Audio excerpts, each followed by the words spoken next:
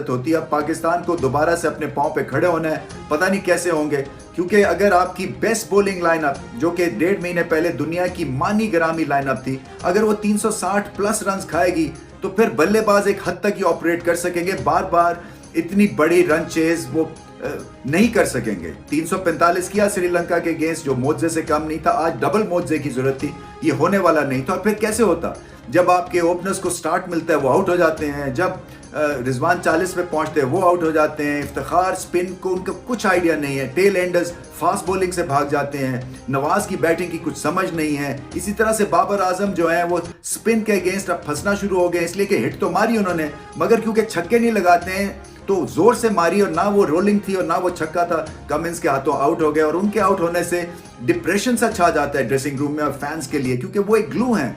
उनको देख के सारी ये बैटिंग लाइनअप चलती है, मगर बैटिंग लाइनअप से पहले बॉलिंग जो है, क्योंकि पाकिस्तान ने ऑप्ट किया बॉलिंग करने के लिए और उनको पता था कि 350 का सेट टारगेट सेट हो और हम कर लेंगे, मगर जिस हिसाब से मार पड़ी है नए बॉल के ऊपर, वो जो है ना, उसका मैंने इतनी मार पड़ते हुए देखा नहीं है। माना कि सीधी पिच थी, माना बाउंड्रीज यहाँ पे लगती हैं, चौके छक्के लगते हैं, मगर कहीं कोई कम बैक करने की भी गुंजाइश नहीं हुई थी जब तक कि वो ओपनिंग पार्टनरशिप चलती रही मिच मार्श और वार्नर में। स्पिन जो डिपार्टमेंट है वो भी थका थका सा लगा, और फिर स्पिन खेलने का डिपार्टमेंट वो भी, उसमें भी जीरो है। और पाकिस्तान एक एशियन टीम, एक तरह से अगर आप स्पिन को अच्छा नहीं खेलेंगे तो फिर उंगलियां उठाएंगे कि आप एडम ज़ैम्पा को 4 विकेटें दे देते हैं, बाउंसर से टेल एंडर्स भाग जाते हैं, फिर लेट मिडल ऑर्डर जो कि जिसके पास एहलियत होनी चाहिए, काबिलियत होनी चाहिए स्पिन को खेलने के लिए, क्योंकि उनको स्लॉट इसलिए वहां पे किया जाता है कि वो स्पिनर को अच्छा खेलेंगे। और एडम ज़ैम्पा जैसे बेसिक लेग स्पिनर से आप आउट हो जाएं और फिर सेट होके आउट हो जाएं, ये भी एक तरह से जुल्म है। 45 ओवर में टीम ऑल आउट हो गई, और कहीं अगर पार्टनरशिप्स लगती, कहीं टेल एंडर्स अच्छा खेलते, कहीं एस्टैब्लिश्ड कोई 1-2 प्लेयर्स एंड तक ये गेम को ले जाते, तो आज मोजा पाकिस्तान ने मार लिया था, दिखा दिया था।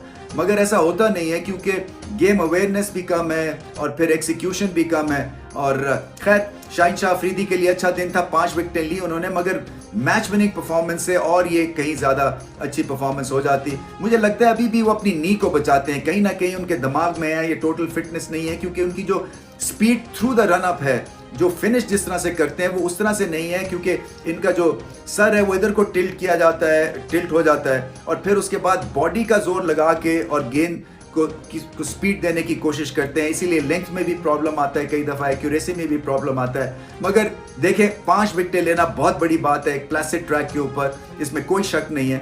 और लीडर ऑफ द पैक हैं वो, तो वो अगर अच्छी हालत में होंगे ज़हनी एतबार से और फॉर्म के एतबार से, तो ये पाकिस्तान की बॉलिंग लाइनअप के लिए बहुत अच्छी बात होगी। बट ओवरऑल देखें, वही कहना पड़ेगा कि बैट आउट किया ऑस्ट्रेलिया ने, क्योंकि 360 रोज़ नहीं होते, और ऑस्ट्रेलिया की फील्डिंग बेहतर, हालांकि 1-2 कैच छोड़े, उसके बाद उनकी स्ट्रैटेजी बॉल के साथ बहुत बेहतर। और फिर पाकिस्तान भी एक माशाल्लाह टीम बन गए हुए हैं कि स्पिनर पे आउट हो जा रहे हैं। सब कॉन्टिनेंट की टीम स्पिन पे आउट हो जाए, ये बहुत कम दिखने में मिलता है, मगर पाकिस्तान जो है वो रोज़ इस कोताही या इस कमज़ोरी को अयां करते हैं अपनी लैक ऑफ परफॉर्मेंस से। सो अब वापस जीतना है, कैसे जीतना है इस गेम से सीखें, आगे बढ़े। अगला मुकाबला आसान नहीं है, क्योंकि चेन्नई में है, चेन्नई की पिच में स्पिन होगा, और वहाँ पे पता है कि अफगानिस्तान के स्पिनर्स जो है पाकिस्तान को तंग करेंगे। सो ब्राइट स्पॉट जो था आज के